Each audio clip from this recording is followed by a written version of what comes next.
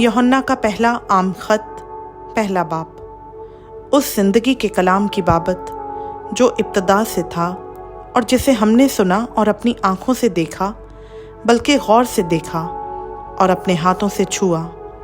ये ज़िंदगी ज़ाहिर हुई और हमने उसे देखा और उसकी गवाही देते हैं, और इसी हमेशा की ज़िंदगी की तुम्हें खबर देते हैं, जो बाप के साथ थी और हम पर ज़ाहिर हुई।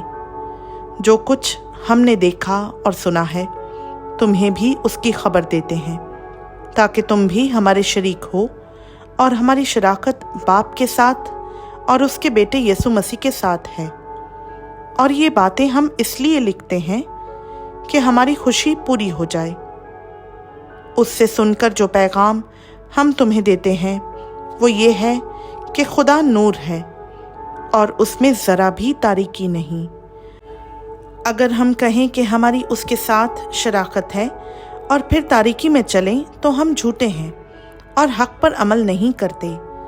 लेकिन अगर हम नूर में चलें जिस तरह के वो नूर में है, तो हमारी आपस में शराकत है और उसके बेटे यीशु का खून हमें तमाम गुनाह से पाक करता है।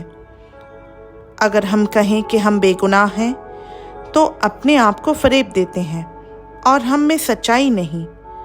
अगर अपने गुनाहों का इकरार करें तो वो हमारे गुनाहों के मुआफ़ करने और हमें सारी नाराज़गी से पाक करने में सच्चा और आदिल है।